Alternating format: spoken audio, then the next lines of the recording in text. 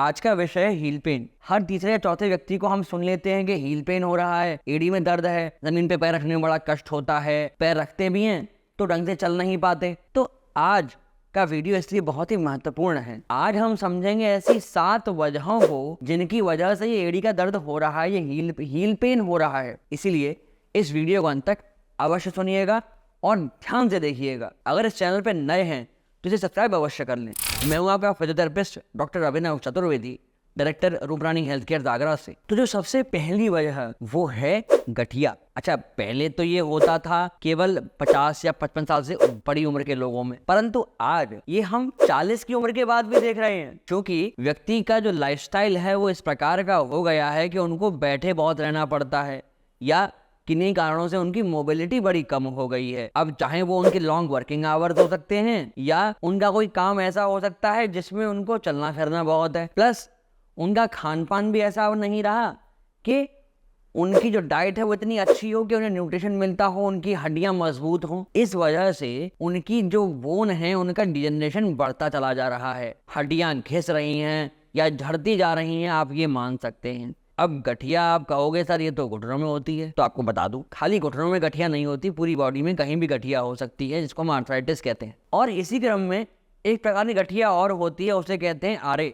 अर्थात rheumatoid arthritis. कई बार जब पेशेंट आता है, हम इन्वेस्टिगेट करते हैं, उनकी बातें सुनते हैं, हिस्ट्री लेते हैं, तो मालूम पड़ता है कि उन्हें रिमेटॉइड आर्थराइटिस है अर्थात छोटे जोड़ों की गठिया है, जिसकी वजह से उनके पैर की उंगलियां टेढ़ी पड़ जाती हैं, मुड़ जाती हैं और साथ में उनकी जो एड़ी है उस पर दबाव बढ़ने लगता है। देखिए, हमारी बॉडी का जो प्रेशर है वो पूरे पैर पे नहीं आता, वो पंजों के ऊपर जो नकल्स है वहां आता है और हील पर आता है। तो जब यहाँ पंजे के पास दबाव बढ़ेगा तो जाहिर सी बात है वेट ट्रांसफर कहीं तो होगा।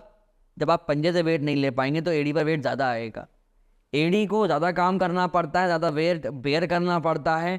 इस एक्स्ट्रा वेट बेयरिंग की वजह से भी ये हील में दर्द हो जाता है। जो दूसरी सबसे बड़ी वजह है हील पेन की वो होती है प्लांटर फेसाइटिस। प्लांटर फेसाइटिस एक ऐसी समस्या है जिसमें जो पैर की जो मसल्स होती हैं उनमें इन्फ्लामेशन हो जाता है, उनमें सूजन आ जाती है, वो इरिटेट करने की वजह से टाइट हो जाती है। जब प्लांटर फेशिया टाइट हो जाएगी तो आपके पैर का मूवमेंट रिस्ट्रिक्टेड हो जाएगा, जिस वजह से बार बार इरिटेट होते होते रिपीटेड इरिटेशन से वहां पर स्वेलिंग आ जाएगी और एड़ी में आपकी दर्द होने लगेगा। दूसरी वजह इसी में होती है बर्साइटिस। जैसे प्लांटर फेशिया का इन्फ्लामेशन होता है, ऐसे ही जो सरफेस पे बर्सा होती है उनका भी इन्फ्लामेशन होता है, जिसकी वजह से व्यक्ति को हील पेन हो जाता है। अब ये इन्फ्लामेशन होता क्यों है? ये इन्फ्लामेशन होता है रिपीटेड इरिटेशन से, चाहे वो अनावश्यक चलना फिरना हो या गलत फुटवेयर के पहनने की वजह से हो या कई बार लंबे समय तक गर्मी में फुटवेयर पहनने की वजह से, जिससे कि पैर में पसीना आने लगता है। इन वजहों से आपकी हील में पेन हो जाता है। अब आप हमें कमेंट करके बता सकते हैं कि आपको इनमें से किस वजह से हील पेन हो रहा है और आप किन समस्याओं से जूझ रहे हैं। हम प्रयास करेंगे कि आपको आपकी समस्याओं का हल तत्काल प्रभाव से उपलब्ध करा सकें। जो तीसरी सबसे बड़ी वजह आजकल देखी जा रही है हील पेन की वो है डायबिटीज। क्या होता है? डायबिटीज की वजह से कई बार व्यक्ति की बॉडी का जो मेटाबॉलिज्म है वो बिगड़ जाता है। जब ऐसा होता है तो व्यक्ति की कहीं भी स्किन इरिटेट हो जाती है तो वो ठीक होने में बहुत समय लगता है। और ऐसे ही जब व्यक्ति को पेरिफेरल न्यूरोपैथी होती है तो जो नर्व एंडिंग्स हैं उनकी हार्डनिंग हो जाती है। उनकी हार्डनिंग की वजह से भी किसी भी व्यक्ति को हील में पेन हो सकता है। इसलिए आपको ध्यान रखना चाहिए कि अगर आपका लाइफस्टाइल ऐसा है कि उसमें शुगर बढ़ने की संभावना है तो ध्यान दीजिए, अपना शुगर इंटेक कंट्रोल करिए, अपने दिनचर्या पर ध्यान दीजिए, लाइफस्टाइल को अच्छा करिए। और अगर आपको कोई दुविधा हो रही है तो आप हमें नीचे दिए गए नंबर्स पर संपर्क कर सकते हैं और अपनी दुविधा को दूर कर सकते हैं। अब अगर आपकी हील में हो रहा है दर्द और आपको नहीं समझ आ रहा कि हम क्या करें कि ये हम प्रिवेंट कर सकें, तो आपको मैं कुछ प्रिकॉशंस बताता हूँ।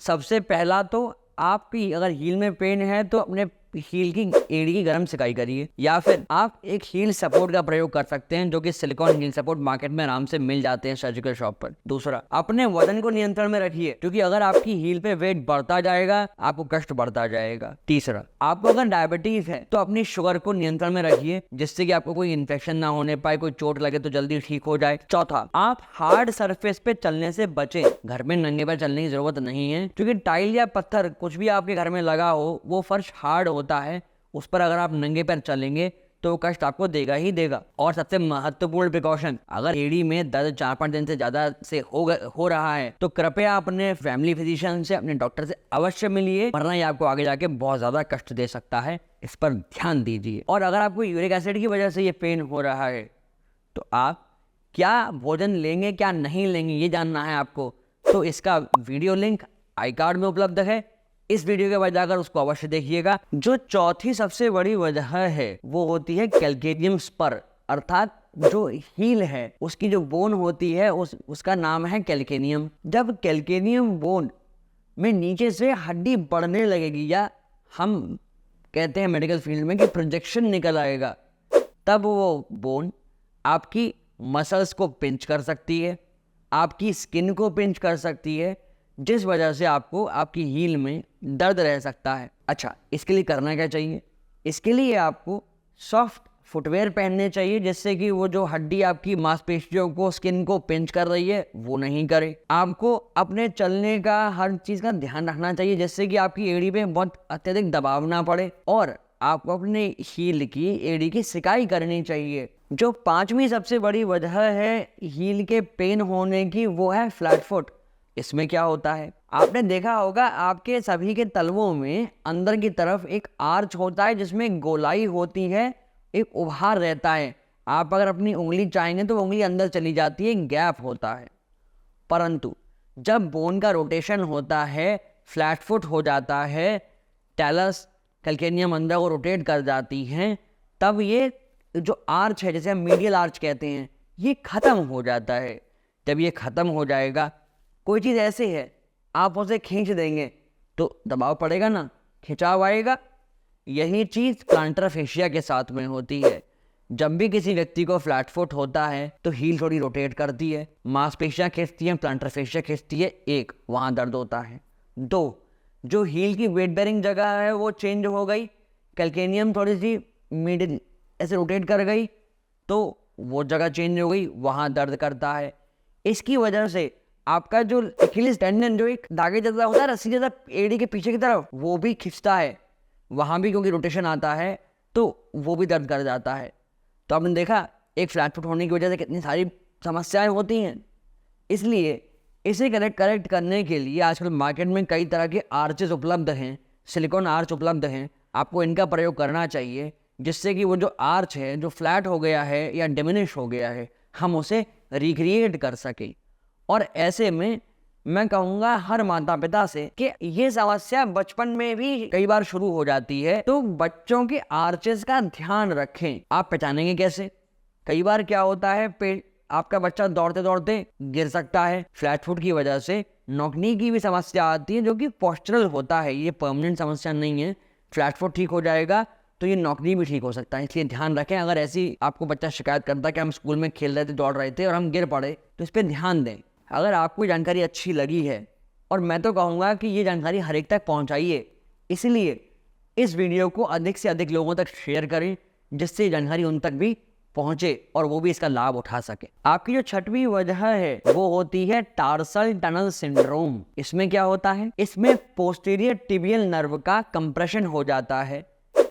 पोस्टीरियर टिबियल नर्व जो है वो एड़ी के बगल से, एंकल का जो मीडियल मेडुलस है उसके बगल से जाती है, और जब वो दबती है तो आगे जो मसल जिन्हें वो सप्लाई करती है वहाँ पे दर्द होता है, समस्या होती है, कष्ट होता है।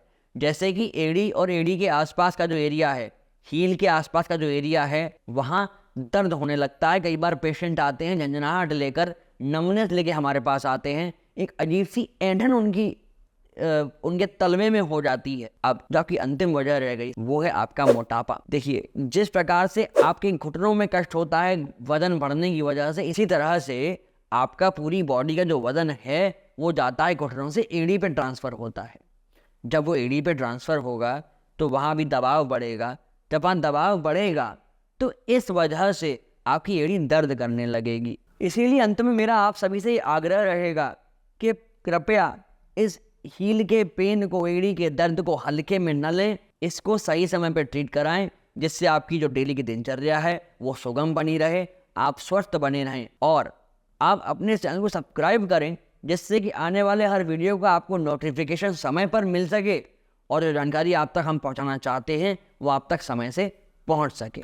आपकी हील पेन में और क्या गलतियां हैं जो आप अनजाने में करते हैं, आप वो जानना चाहते हैं तो निश्चित तौर पर राइट वाली वीडियो को जाकर देख लीजिए। आपको उन गलतियों के बारे में एहसास हो जाएगा और अपने हील पेन को ठीक करने के लिए आपको कौन कौन सी एक्सरसाइज करनी चाहिए वो जानने के लिए लेफ्ट वाली वीडियो को जाकर देखिए और उस पर अमल करिए, जिससे अपने इस हील के पेन को आप दूर रख सके।